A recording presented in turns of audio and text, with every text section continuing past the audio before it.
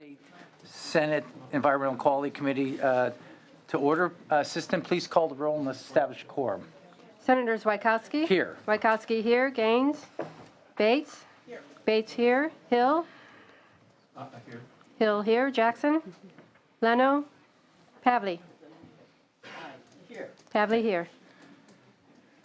Assembly Bill 1288 by Speaker Atkins was heard by this committee on July 15th of this year and passed out by a vote of 5-2.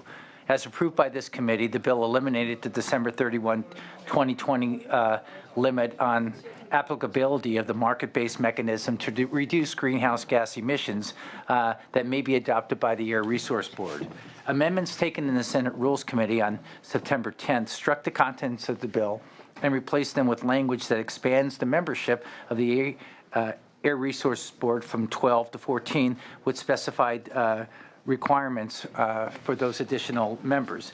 The bill was subsequently referred back to this committee. This is item number 1, AB 1288. Madam Speaker, thank you for coming here. Our long tradition for all the people in the press of making sure that we have, when we have big changes to bills, that we have substantive hearings, and I appreciate your time. Please proceed. Thank you so much, Mr. Chairman. I am pleased to be before you again to talk about AB 1288 in a certainly substantively different form. Happy to see my principal co-author, Senator Pavley, here. What 1288 will do, it will ensure that communities disproportionately impacted by environmental pollution are represented at the State Air Resources Board by allowing the Speaker of the Assembly and the Senate Committee on Rules to each make an appointment to the board representing environmental justice communities. The State Air Resources Board is one of the most important regulatory agencies in California. Their actions impact the environment, health, and well-being of all Californians. Their actions have a particularly important significance for low-income communities and environmental justice communities, communities that have some of the highest rates of exposure to air pollution and other environmental hazards. Currently, the ARB consists of 12 members who are appointed by the governor and confirmed by the Senate. Each member must meet certain criteria and qualifications specified in law. In order to ensure that CARB is able to effectively integrate the needs and perspectives of California's diverse residents, AB 1288 moves to add 2 new members to the board that are appointed by the Speaker of the Assembly and Senate Rules Committee. These new members must work directly with the communities in the state that are most significantly burdened by and vulnerable to high levels of pollution, including communities with diverse racial and ethnic populations and communities with low-income populations. This Bill 1288 is broadly supported by environmental justice advocates and environmental organizations. Happy to answer any questions and look forward to your support. Right. Before we hear from our first witnesses in support of the bill, one of the concerns that I have, and when we read the language, and it's brought out in the staff report on page 3, starting, I guess, with line 13, is that there doesn't seem to be a nexus between an expertise or an interest or some education or advocacy in the public health arena. And I'm concerned about having at least give some direction to why I know that the current speaker and the current pro temp will do a wonderful job of making their first appointments. I'm worried about the continuation. Can you speak to that? Because I think that would be an improvement in the bill. Certainly, Mr. Chairman. I would say that AB 1288 contains probably the most detailed requirements for any board member. Yeah. That was also our intent. And while the pro tem and the Speaker could appoint someone that wouldn't serve the legislative intent of AB 1288, these board members are absolutely intended to be bona fide community-based environmental justice advocates or community group members. You look at the other appointments and you see there are specific appointments, but the whole point of this bill today is to ensure that representation. Thank you. Your first witness, please. Good afternoon. My name is Amy Vandewalker. I'm the co-director of the California Environmental Justice Alliance, CEJA. CEJA is a statewide alliance of 10 community-based organizations representing approximately 20,000 residents in low-income communities and communities of color across California.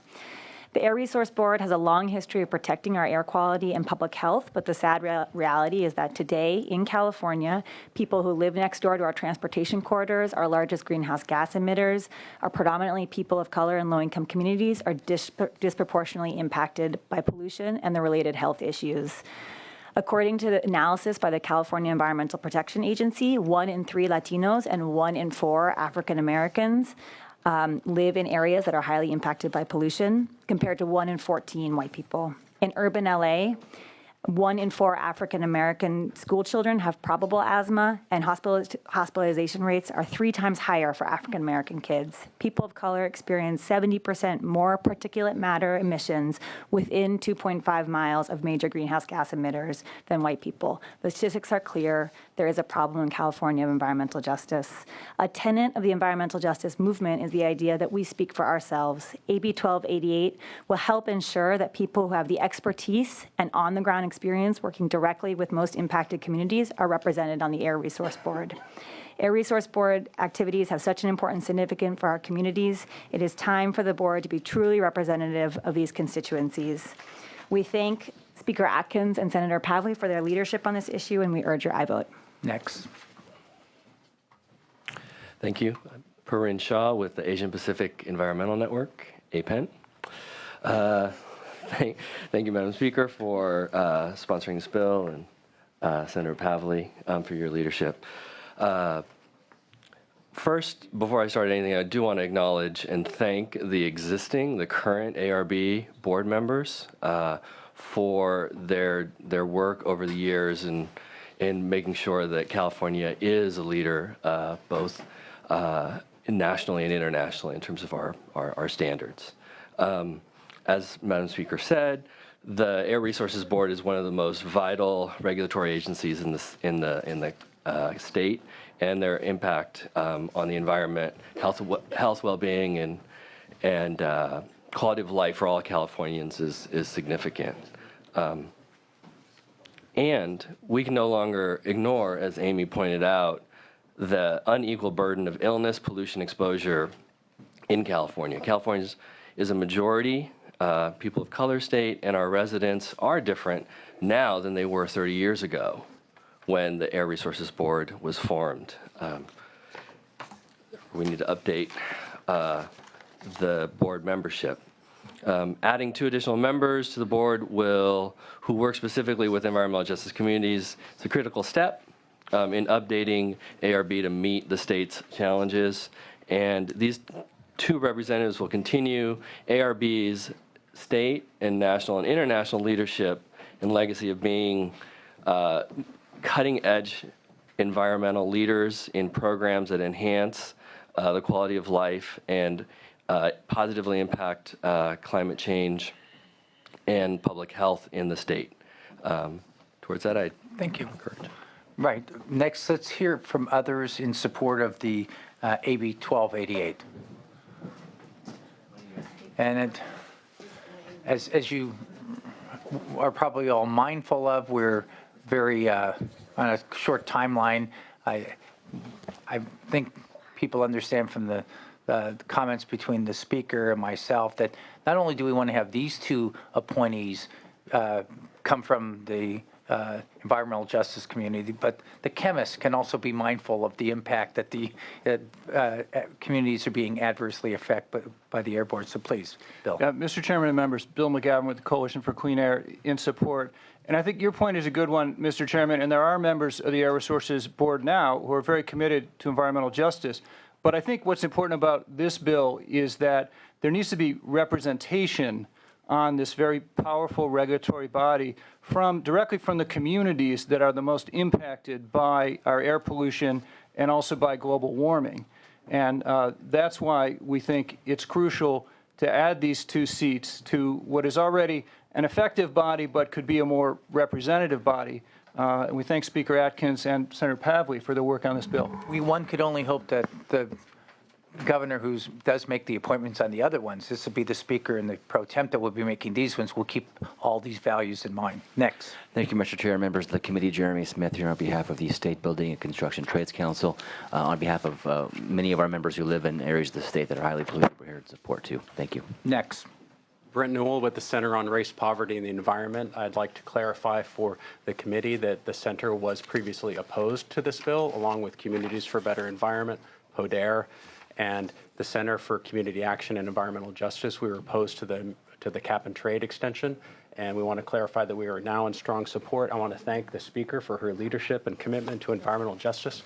I also want to thank Senator Hill for his service on the Air Resources Board before coming to the legislature, and your commitment to environmental justice, sir. Thank you. Senator Pavley, thank you. Thank you. Next. Good afternoon. I'm Laura Wislin with the Union of Concerned Scientists, and we're in strong support of the bill. Thank you. Jenna Price on behalf of the California League of Conservation Voters. We want to thank the Speaker and the Senator for carrying this bill. Thank you very much. Amy Trainer on behalf of the West Marin Environmental Action Committee. Also like to thank the Speaker and Senator Pavley for their leadership. Next. Will Barrett with the American Lung Association, also in support. Okay. Keep Alex going. Lynn with the Nature Conservancy in support. Thank you. Victoria Rome, Natural Resources Defense Council in support. Thank you. Tim O'Connor with the Environmental Defense Fund in support. Juan Altemidano with Audubon, California in strong support.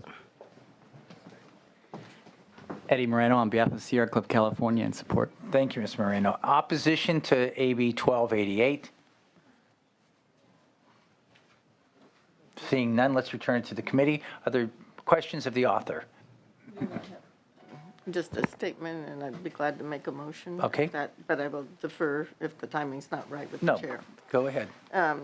First of all, I'd be glad to move the bill. I'm glad this is before us today.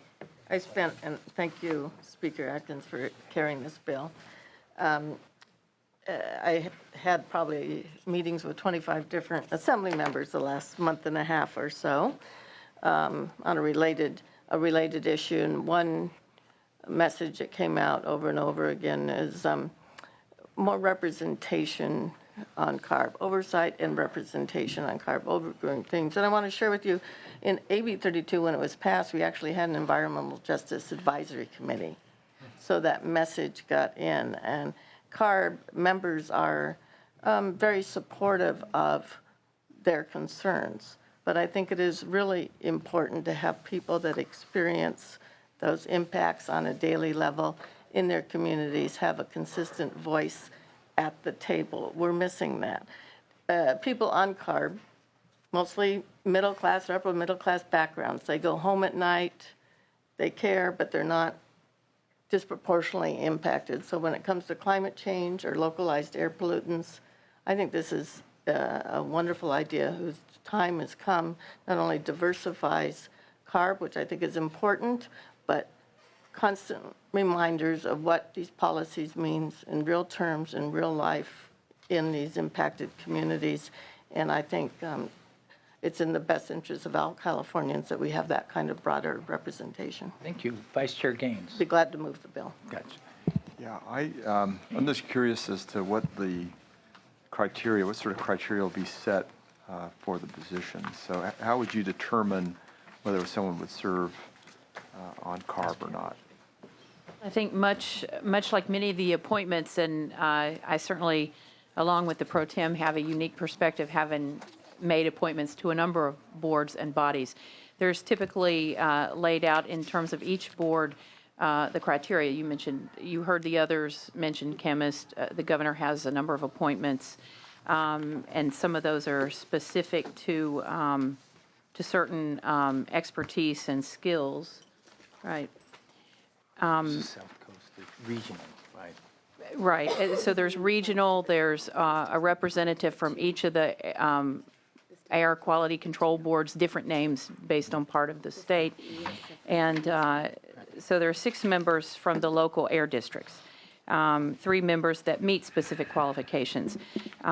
So 1 in the automotive engineering closely related field, 1 with expertise in science, agriculture, or law, and 1 physician and surgeon or health effects expert. What we're saying when we say communities, disadvantaged communities, environmental justice, community members. I think that's pretty specific in terms of what we're trying to accomplish with these additional 2 seats. So I think it's as laid out as has been laid out already, existing board members, and we very specifically say community member environmental justice. I've got a concern about how regulation impacts Californians in a regressive nature as it comes to cost. And so if we're going to have additional individuals, would they represent that perspective? Like, what is the financial impact to me and my family as a result of a regulation that is proposed through CARB? You're talking about broader regulation already being undertaken by the board and reviewed by the board? Right. Because it seems to me if you're going to add diversity, certainly you know, make sure that that impact was addressed. That what is the impact in my community? You know, so I'm living in a community that has a higher impact from an air quality standpoint, but the remedies also have an economic cost to them. And then what is that impact in my community? Right. Would those sort of issues be addressed by these additional board members? Well, I'm happy to let one of my witnesses respond to that, but I think so. Having delved into this and had extensive discussions about this very issue for the last several weeks, the conversations coming from the members of the Assembly as we've had this discussion, I can't speak for Senator Pavley in her conversations, were from the very members representing constituents in communities where they have not only the impact, but also the jobs perspective, the perspective of the resources in those communities, and that discussion of the balance between the two, the cost, the cost of regulation, but also the cost of doing nothing or not doing enough in order to really look at those disadvantaged communities and really have enough data, information, and knowledge, which actually is related to another bill we'll be talking about later, that provides an integrated plan so that we can evaluate those communities. So the discussion will be part of what CARB and what the Air Resources Board will get into, frankly, because of these appointments and because of other legislation that we're considering during this session. Great. Will there be an opportunity to talk to folks in reference to this legislation before we take a vote on the floor? Part of my concern is we have a bill that comes up at the last minute, and then we've got to decipher it and then make a decision in terms of how we're going to vote. And so I would just, if there's an opportunity, I would love to talk to folks on both sides of this issue to have more clarity before I make a vote. So what I'm proposing is laying off now, trying to get more information, and then make a decision when we vote on it. Perhaps some of the witnesses that came forward could talk to Senator Gaines when we're done. Great. Wonderful. Thank you. Senator Hill. Thank you, Mr. Chair, and thank you, Madam Speaker, for this legislation. As someone who referenced, I did sit on the Air Resources Board for a few years, and it was interesting because as I came from the Bay Area and the Bay Area District, one of those middle-class people who wasn't familiar, the first thing that I learned, or one of the things I learned, was about the city of Arvin. Where was Arvin?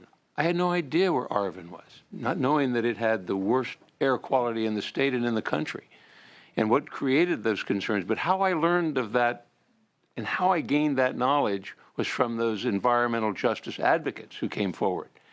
But had there been a representative on the board to share that and be a conscience to all of us during those experiences, during those hearings, it would have made my job much easier, and it would have brought the perspective and the frame of reference that would be so necessary for that board to act responsibly for the whole state. And so I think this is an outstanding effort and will create a real opportunity for the community to have that representation and to have a voice and a stronger voice. So thank you for that. Mr. Pro Tem. Thank you very much, Mr. Chair. Let me just say a couple things really quickly. I want to thank Speaker Atkins and Senator Pavley for your very fine work. This is a result of very arduous, very difficult, yet fulfilling negotiations with both the Assembly as well as the administration. It is a paradigm shift because obviously these have been exclusively executive appointments made by the governor. And as articulately underscored by Ms. Pavley, This has been a board historically that has a dearth of diversity. They have a charge. Obviously, Senator Hill has been a member of CARB as a former county board supervisor of San Mateo County. But there has been a dearth of diversity and a whole variety of issues, but in particular, obviously, environmental justice in those communities are disproportionately impacted by both GHG as well as other criteria, pollutants, and so forth. So I think that, as Mr. Gaines pointed out, obviously, issues such as an economic analysis on any type of regulation set forth by CARB, these are important issues, unquestionably. And these are issues that I believe that CARB members will tackle, as they move forward with their charge. But this is a major paradigm shift, and it's a good one. It's a good one in terms of inclusivity, in terms of diversity. Obviously, we have gone a long way with the Cal Enviro screen. I know the methodology is not perfect completely, and we can tweak it here or there. But the Cal Enviro screen, obviously 535 with regards to baseline investments in these communities. And again, this is another step forward, in terms of diversifying and, in short, democratizing, if you will, our climate change policies, whether they're legislatively or whether they're through a regulatory body such as CARB. So I just want to give you a very special recognition, Madam Speaker, as well as to Senator Fran Pavley for their very, very hard work. And this is a very good bill, and we look forward to hearing this bill on the Senate floor very shortly. Senator Bates. Reading the definition of the expansion, the thing that troubles me just a little bit, because I totally agree that we need people who are very familiar, and to me that's working and living in those communities. Having been a social worker once upon a time, you do get a sense of the needs and the balance that's required in both, the issues that affect the environment, but also the things that affect the economy. And I've always said you cannot have a strong environment without a strong economy. So we wouldn't want people on the board who don't have both of those perspectives. And it goes to what Senator Pavley mentioned about, we're middle class, we go home to our nice neighborhoods, and then we come back the next day and we're in office in one of those communities, which I happen to have been. So I think it's important if the voice on this board is going to be about how that's affecting me, my family, my community, they should be living and working also. And I would stress that that would need to be a qualification, I believe, as part of this bill. And it's not specifically addressed here. So. Very good point. Senator Leno. Two questions. Might as well address the first. Will there be any amendments taken, or we're not considering that? No, right now we're not considering. I think there may be cleanup language next year in a committee report, but I wanted to have the benefit of public hearing and have the benefit of input that people have on. And just as a suggestion, so no one is in any doubt who may not be in this room at this time, a letter to the Journal until we get around what the intent would be until we get around to that cleanup. And then additionally, I just wanted to ask the author if you've had any conversations with the administration, if we have any sense of how they feel of sharing just a little bit of the turf over at ARB. I think we've had a number of conversations with the administration in recent days, and so I feel very optimistic that we should hopefully be successful. I would give it good odds at this moment. But to your point, Senator Bates, as well, and in terms of amendments, what I would say is this.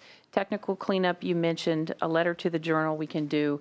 To move forward and be able to do this now is important. And I think when you have two of the key people who will have the opportunity to make those first appointments, it will set the tone. We can do the cleanup as we need to, but I would like us not to wait because time is of the essence in this session, and it would be good to have a victory for communities, disadvantaged communities now, and we can work to make it stronger. And I thank you for that suggestion, Senator Leno, on the if I letter need to the Journal. clarify my thoughts, Madam Speaker, yes, we should move forward now, and I think your appointments will set the tone.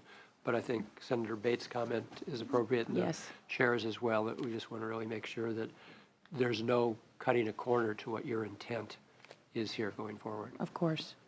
Thank you. With that, would you like to close? I would respectfully ask for your aye vote. Assistant, we have a motion, please, by Senator Pavley. Please call the roll. Item 1, AB 1288 by Speaker Atkins. The motion is due pass to the floor. Senators Wykowski? Aye. Wykowski, aye. Gaines? Bates? Hill? Aye. Hill, aye. Jackson? Aye. Jackson, aye. Leno? Aye. Leno, aye. Pavley? Pavley, aye. 5-0. Congratulations, your matter's out. Next up, health.